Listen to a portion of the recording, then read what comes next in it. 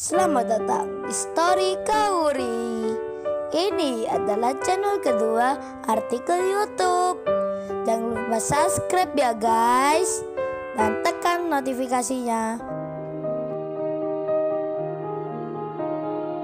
Kisah pemuda kaya, anak bos besar, pemilik 73 perusahaan, yang menjadi cleaning service. Episode 140. Setelah mendapat penjelasan mamanya tentang Kenshin yang telah pulang, apalagi tak sempat bicara dengannya, Kaori merasa agak sedih. Namun, karena jaket yang di tangannya, ia pun tiba-tiba menjadi senang kembali. Lantaran mamanya bertanya, "Lo Kaur, itu kan yang kamu pegang jaketnya Kenshin? Kok ada di kamu? Tertinggal ya?" Kaori hanya menjawab, "Iya ma, mungkin ini tertinggal tadi di sini." Kaori tak menyebut suatu hal yang sebenarnya. Jika jaket itu menjadi salah satu selimutnya, Kaori pun berbisik di hati. Ternyata ini benar jaketnya Kenshin. Pasti dia merasa ada yang tertinggal. Kaori tersenyum di hati, namun mamanya tak mengetahui. Sementara Sirena Larrazati, sang pemilik restoran roti, pagi ini membuka kembali tempat usahanya. Namun tak dikira, setelah ada di lokasi, ada banner besar terlihat berdiri yang agak menghalangi. Lalu ia membaca sebuah kalimat yang tertulis, "Restoran ini segera ditutup. Di tempat ini akan dibangun hotel."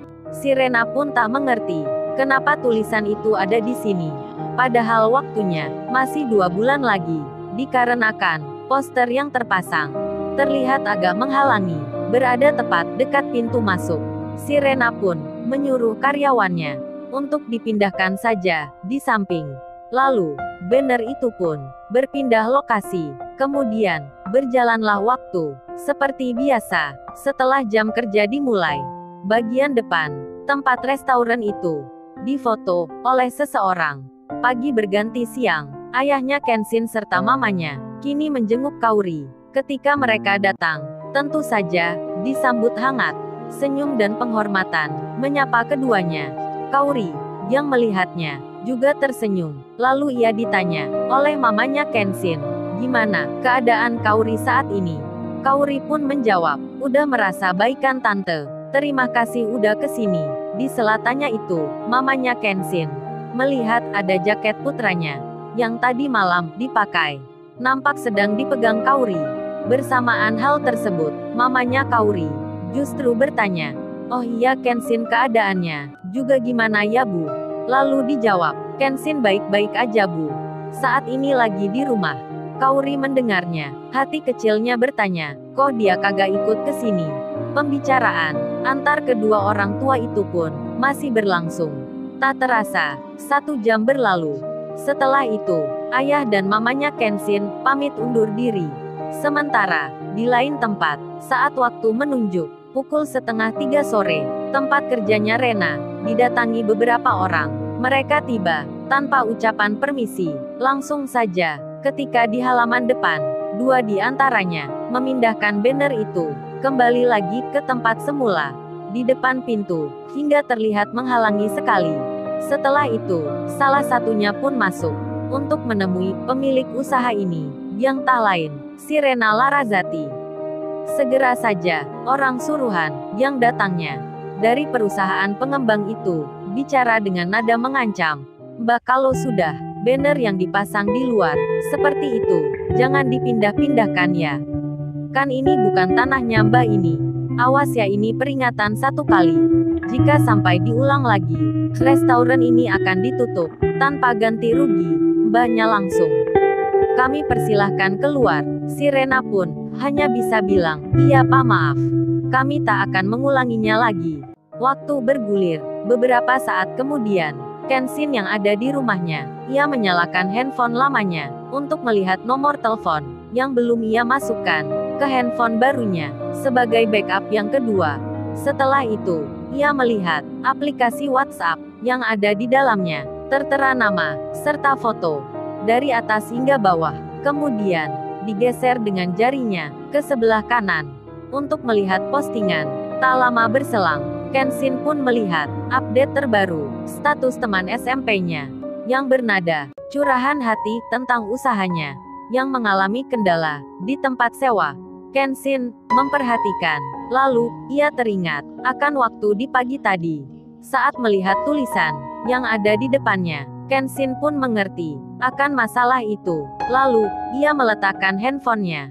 Kemudian beralih ke HP lamanya. Setelah berganti baju, Kenshin kini bersiap akan keluar untuk menjenguk Kaori lagi. Namun kali ini, karena sore hari, ia pun naik angkutan umum. Berjalanlah waktu. Tak lama kemudian, tepat jam 4:04, Kenshin telah tiba di tempat yang dimaksud. Kemudian, ia melangkah masuk, menuju kamar perawatan Kaori. Berjalanlah Kenshin itu sendiri, tanpa ada yang menemani. Tak lama kemudian, sampailah dirinya di tempat itu. Namun, setelah dilihat dari jarak yang tak begitu jauh, pintu depannya nampak sejumlah orang yang berdiri di sana. Kenshin pun mendekat, dan barulah ia tahu jika mereka itu adalah temannya Kaori. Kenshin pun menunggu, duduk di kursi depan, yang di atasnya ada jendela, hingga pembicaraan di dalam antara Kaori dan temannya pastilah terdengar. Saat itu, yang mengunjungi Kaori adalah teman SMA-nya, 3 laki-laki dan 2 wanita. Lalu, terdengar suara dengan nada bercanda. Teman-teman, coba lihat aja. Kaori langsung sembutu, bisa langsung duduk, soalnya yang jengukkan Randy gitu. Ia nggak kaur. Mereka pun tertawa. Kaori hanya tersenyum. Kenshin di depan mendengarnya. Lalu salah satu darinya bicara. Friend, gue tanya nih, ada cowok lagi duduk di depan. Itu siapa ya? Coba lihat dong. Gue curiga nih, kok dia ada di situ tanpa tujuan.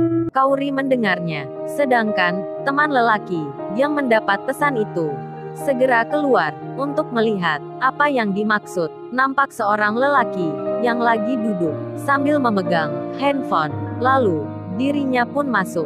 Kemudian bicara, biasa aja, mungkin dia lagi pingin duduk saja di situ. Kaori juga tak merasa jika Kenshin ada di depan. Setengah jam berlalu, temannya Kaori terdengar pamit pulang. Kaur, kita balik dulu ya. Nggak enak nih, kita udah lama di sini, entar ganggu istirahatmu. Kaori pun bilang, nggak juga Fit. Nggak kenapa gitu. Lalu, si Randy bicara agak dekat ke Kaori. Aku balik dulu ya, moga kamu cepat sembuh. Salam juga ke mama dan ayah ya. Terus yang nunggu kamu. Setelah ini siapa ya Kaur? Randy bertanya. Kaori menjawab, ada mama kok, masih keluar. Si Randy pun menyahut, oh gitu ya, mama yang jaga. Jangan lupa istirahat ya Kaori. Kaori menjawab, sambil tersenyum. Lalu, setelah itu, mereka pun berjalan keluar, sedang Kenshin masih duduk di tempatnya. Kaori sendiri terlihat akan berbaring di tempat tidurnya. Berselang beberapa saat, suara terdengar dari luar. Kaori pun mendengar mamanya yang bicara dengan menyebut nama, "Loh, Mas Kenshin, kok duduk di sini, nggak masuk ke dalam?" Kaori mendengarnya. Kemudian, ia terbangun. Hatinya langsung bicara, ada Kenshin di luar. Kemudian, ia melihat dari tempat tidurnya, di balik jendela itu, seseorang berdiri, yang ternyata dia itu Kenshin. Lalu, bagaimana kisah selanjutnya? Subscribe channel ini untuk episode berikutnya. Terima kasih. Jangan lupa ya guys, untuk kelanjutan ceritanya ada di channel Story Kaori. Jangan lupa subscribe ya guys, dan tekan notifikasinya.